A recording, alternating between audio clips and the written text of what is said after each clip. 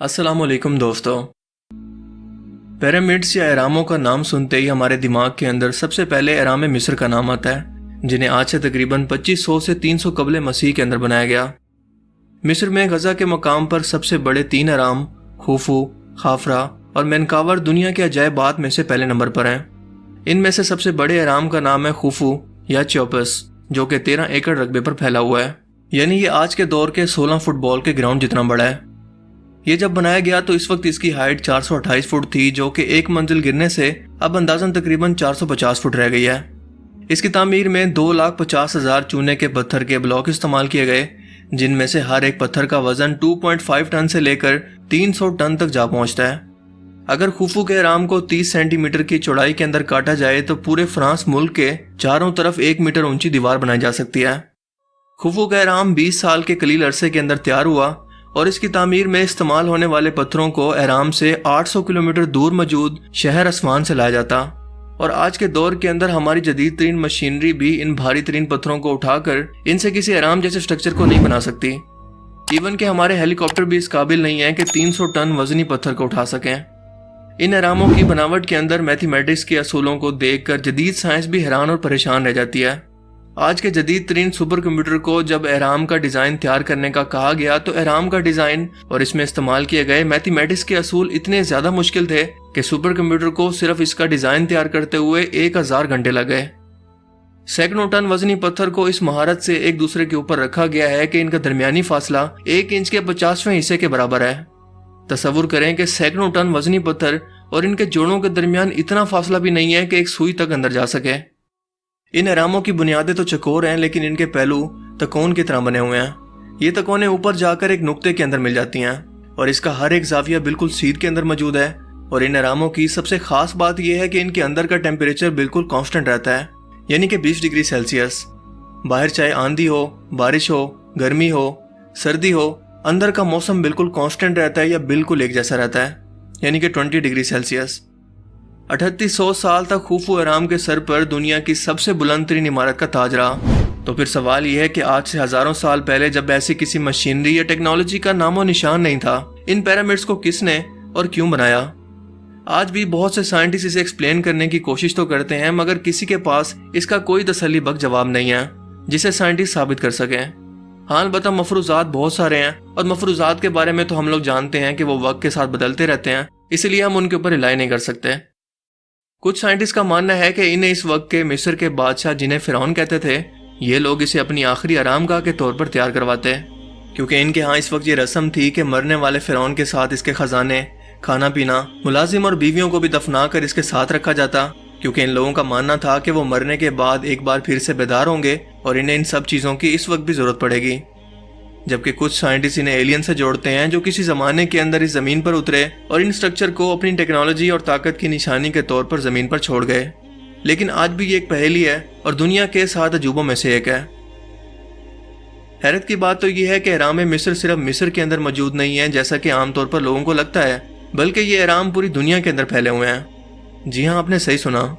ये चीन से लेकर शुमाली अमेरिका तक और हत्ता के समंदरों के अंदर भी कई इमारतें अहरामों की शक्ल के अंदर मिली हैं। मिस्र में 100 के करीब अहराम मौजूद है, मगर इससे डबल सूडान के सहरा में। इसके अलावा 30 के करीब मैक्सिको मुल्क के अंदर भी मौजूद हैं, जिनकी शेप के अंदर थोड़ा बहुत फर्क तो है, लेकिन इन सब का बुनियादी स्ट्रक्चर बिल्कुल एक जैसा ही है। इमाम अहमद रजा खान बरेलवी इस बारे में अपनी तहकीक करते हुए लिखते हैं कि ये अहराम तूफान नूह के वक्त भी मौजूद थे और इन्हें इंसानों ने नहीं बल्कि जिन्नात ने बनाया। जी हाँ, आपने सही सुना। बिल्कुल ऐसे ही जैसे हज़रत सुलेमान अलैहिस्सलाम ने जिन्नात से हैकल सुलेमानी की तामीर करवाई, और कहा जाता है कि अहराम मिस्र की तामीर हज़रत आदम अलैहिस्सलाम के दुनिया पर आने से भी तकरीबन 14,000 साल पहले ज़मीन पर बसने वाली एक मखलूक के हाथों हुई, यानी कि जिन्नात से, क्योंकि इस वक्त दुनिया पर सिर्फ जिन्नात बसते थे।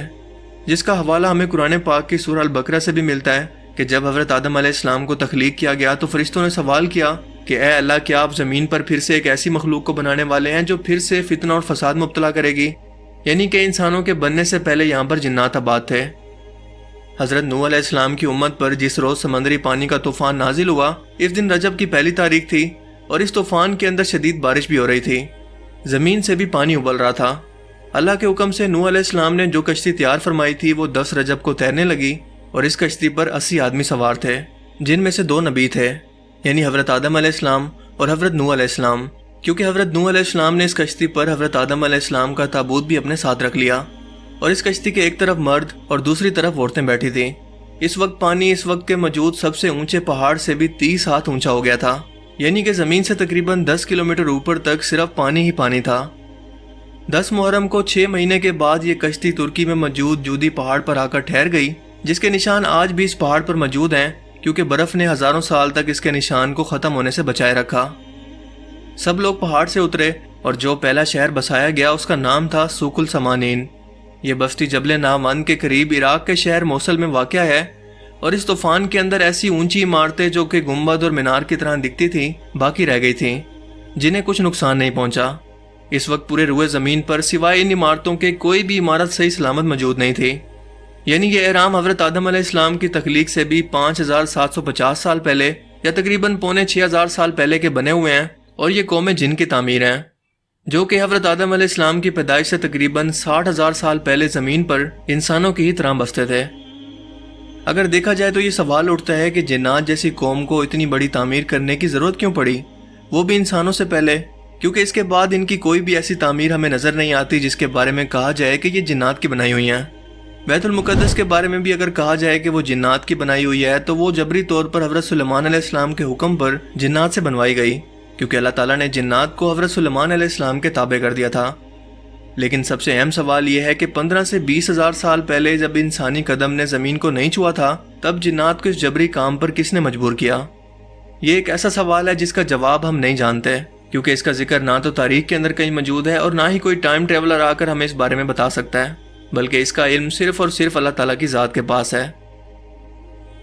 तो क्या मिस्री कौम इस तख्लीकात के बानी नहीं थे, यानी कि मिस्री कौम इसको बनाने वाली नहीं थी? क्योंकि मिस्री कौम तो आज से तकरीबन 5000 साल पहले ही दरियाए नील के किनारे आबाद हुए थे।